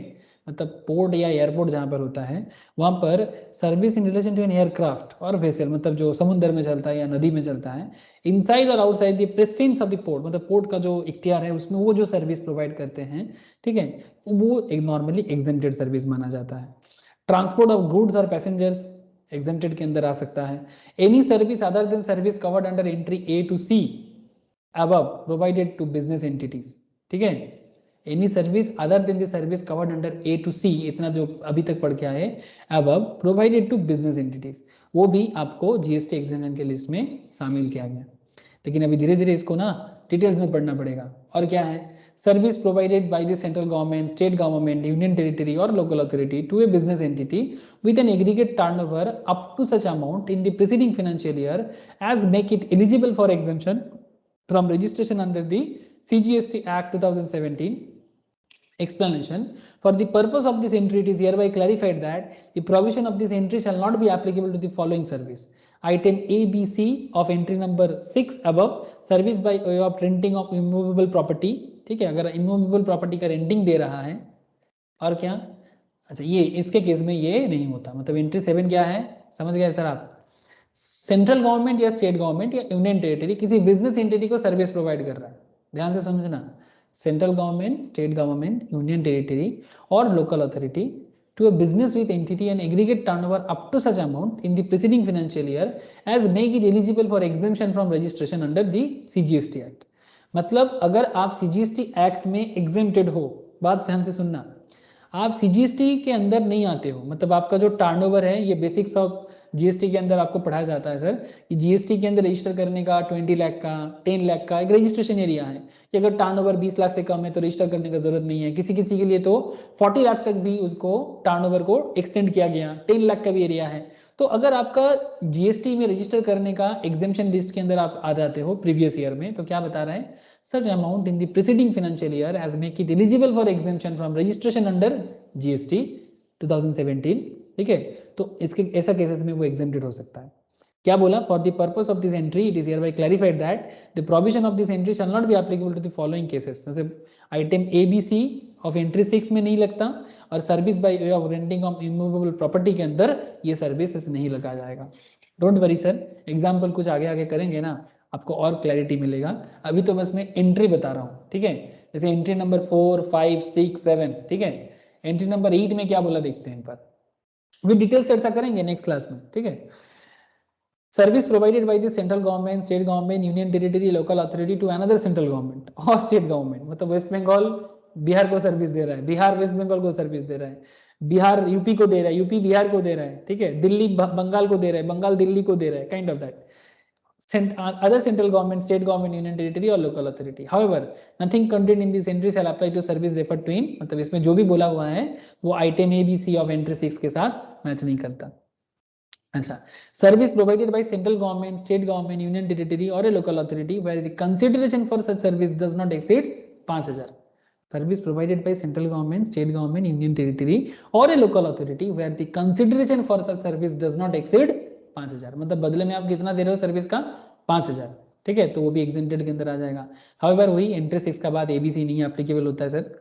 Further in case where continuous supply of service is provided by the central government और state government or union territory और a local authority, the exemption shall apply only where the consideration charge for such does not exceed 5000 in a financial year, ठीक है। 5000 तक की exemption में आएगा, उसके बाद बढ़ सकता है। डोंट वरी, बोला ना आपको कि इसका डिटेल्स एग्जाम्पल के साथ आपको बताना पड़ेगा sir.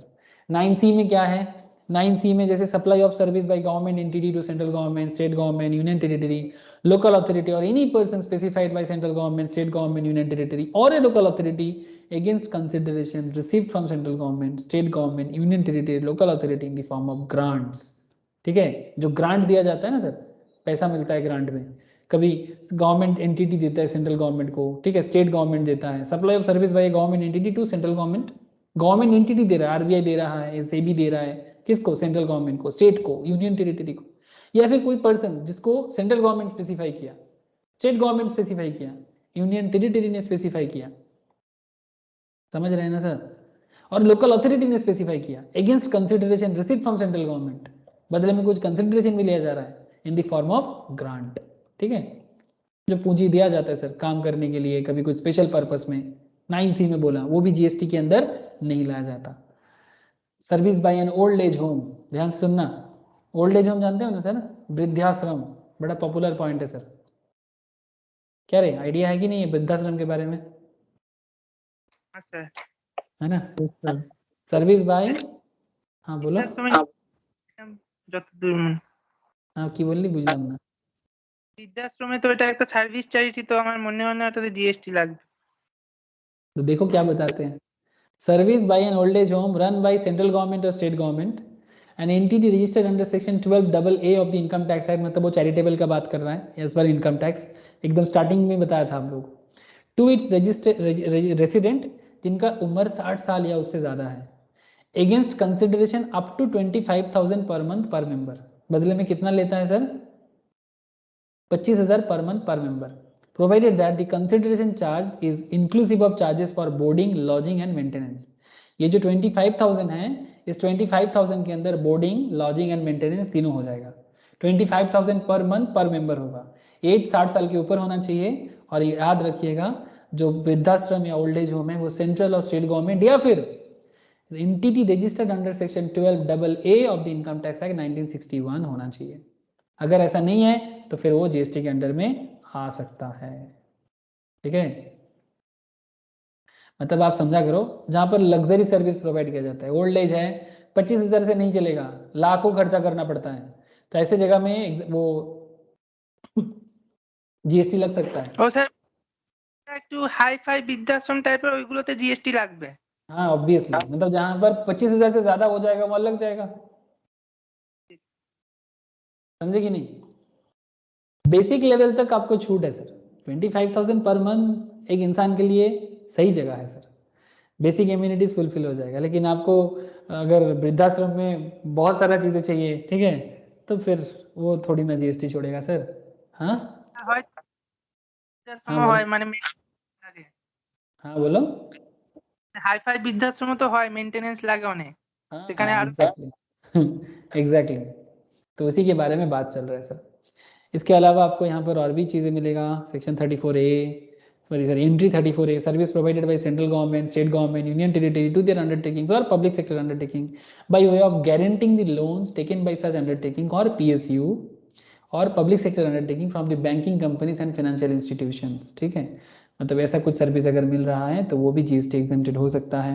Service provided by the central government, state government, union territory और local authority by way of registration required under any law for the timing in force, testing, calibration, safety check for certification relating to protection or safety of workers, consumers or public at large, including fire license required under any law for the timing in force।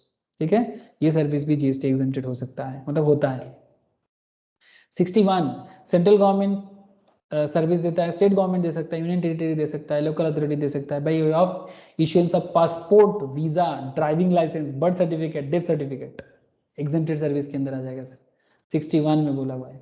62 service provided by central, state, union territory, local authority, एक ही चीज बार बार बोला है sir, ठीक है, वो क्या है ना, लॉ है, बोलना पड़ता है। by way of tolerating non-performance of a contract for which consideration in the form of fines or liquidated damages is payable to the central government। मतलब non performance of a contract, कोई contract हुआ था वो नहीं हुआ, उसके बदले में पेनल्टी चार्ज किया जा रहा है, डैमेज क्लेम किया जा रहा है। सर्विस किसने दिया था, सेंट्रल गवर्नमेंट ने, स्टेट गवर्नमेंट ने, यूनियन टेरिटरी ने, लोकल अथॉरिटी ने, by way of tolerating non performance of a contract for which consideration in the form of fines, liquidated damages is payable to the central government, state government or union territory और local authority under such contract, तो ये भी exempted के अंदर आ सकता है। 63 लंबा लिस्ट है सर सरकार का।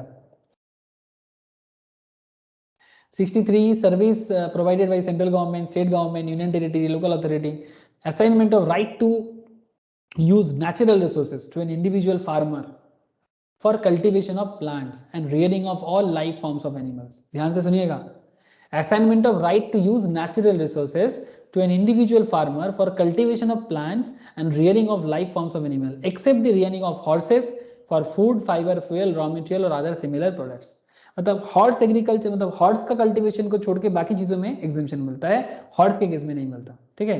और बाकी कोई भी फार्मर्स नॉर्मल फार्मिंग के लिए जो भी नेचुरल चीजें चाहिएगा उसके लिए सरकार के थ्रू से सारा सर्विसेज एग्जेम्पशन होगा सर जीएसटी में, नेचुरली, हाँ नेचुरल रिसोर्सेज के लिए, मतलब वो कोई भी केमिकल टाइप का कुछ भी होगा तो उसके लिए नहीं, नेचुरली जो भी है उसके लिए एग्जेम्पशन है। 65 service provided by again central, state, union territory, deputing officer after office hours, ध्यान से सुनिएगा, deputing officer after office hours or on holidays for inspection or container staffing or such other duties in relation to import of export cargo or payment of merchant or overtime charges. ठीक है, ये भी GST free होता है sir. एक बार घर में आप लोग ना ये लंबा लिस्ट जो है ना सरकार क्या क्या सर्विस प्रोवाइड करता है एक बार प्लीज गो थ्रू करना, ठीक है। अच्छा बस 2 ही है, हो गया, ऑलमोस्ट पहुंच गए। 65 service provided by central government, state government, union territory by deputing officer, हो गया। 65B service supplied by state government to excess royalty collection contractor ERCC, excess royalty collection contractor, government की तरफ से रॉयल्टी कलेक्ट करते हैं। Royalty क्या होता है, जैसे मानो माइन का कॉन्ट्रैक्ट लिया किसी ने, ठीक है, उसका रॉयल्टी, किसी ने गवर्नमेंट का कोई पर्टिकुलर एसेट यूज करने का बात किया, उसका रॉयल्टी, राजस्व बोलते हैं इसको बंगाली में, कि सरकारी जगह यूज करेगा बदले में सरकार के घर में कुछ रॉयल्टी जमा करेगा। जैसे मोराम खादान होता है, बाली खादान होता है, समझते हो? हाँ सर, खादान जानते हो, माइंस, ठीक है, जैसे सैंड माइंस हो सकता है, मोराम माइंस हो सकते हैं, बोल्डर माइंस हो सकता है, फिर आपका कोल का माइंस हो सकता है। आसनसोल में तो भरा पड़ा है सर, रानीगंज आसनसोल एरिया में। तो service supplied by state government to excess royalty collection contractor by way of assigning the right to collect royalty on behalf of state government or mineral dispatched by the mining leaseholders। समझ गए sir? यहाँ पर थोड़ा exemption दे दिया, झमेला कर दिया sir. देखो, at the end of contract period ERCC मतलब excess royalty collection contractor shall submit an account to the state government, account submit करना पड़ेगा, and certify that the amount of GST deposited by mining leaseholders on royalty is more than the GST exempted on the service provided by the state government to the ERCC of assignment to right of collected royalty, and where such amount of GST paid by mining leaseholder is less than the amount of GST exempted। Don't worry, मैं इसका question solve कराने से आपको clear हो जाएगा, ठीक है। तब आपको मैं ये इसका ना थोड़ा सा मेरे को डिटेल्स में एग्जाम्पल के साथ कराना पड़ेगा, तब आपको समझ में आएगा, नहीं तो आप इसको एक बार रीड कर सकते हो बस, ठीक है। आज और नहीं कराऊंगा, इसलिए मैं थोड़ा और डिटेल्स में नहीं जा रहा हूँ सर, ठीक है। ये माइनिंग लीज होल्डर का क्या अकाउंट्स का खेल है, क्या ज़्यादा कम का बात कर रहे हैं।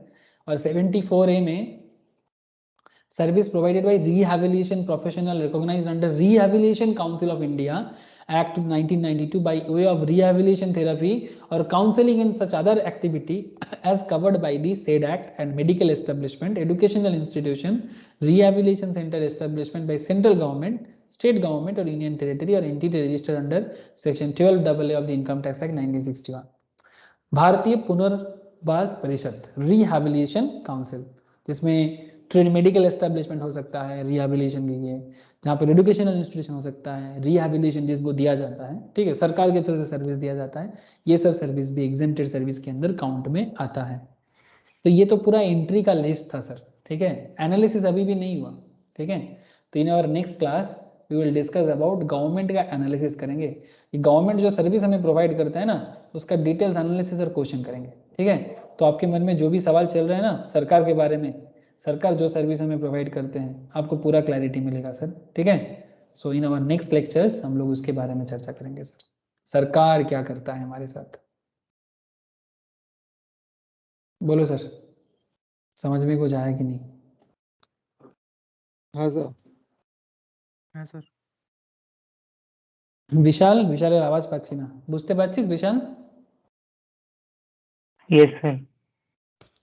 तो ये लंबा है पूरा एग्जाम्शन, एक एक करके धीरे धीरे ही चल रहे हैं। तो अभी तो बस ये जो सरकार का बात किया ना, ये तो जस्ट नाम लिया, ठीक है, बस एंट्री के बारे में बोला और आपके साथ थोड़ा सा रीड किया ताकि कान में रहे। क्या होता है ना सर, थोड़ा कान में रहने से ना आप बाद में जब रिकॉल करते हो ना तो आपको लगे कहाँ मैंने पढ़ा है, तो इसलिए मैंने बस रीड किया।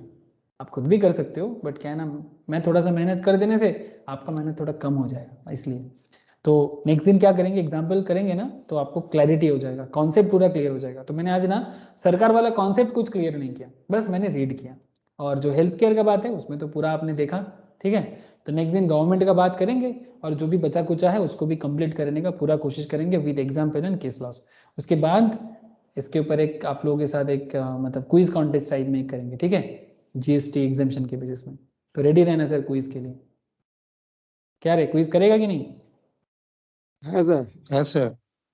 ठीक है सर, अच्छा रहेगा सर, बहुत बड़ा मजा आएगा, ठीक है।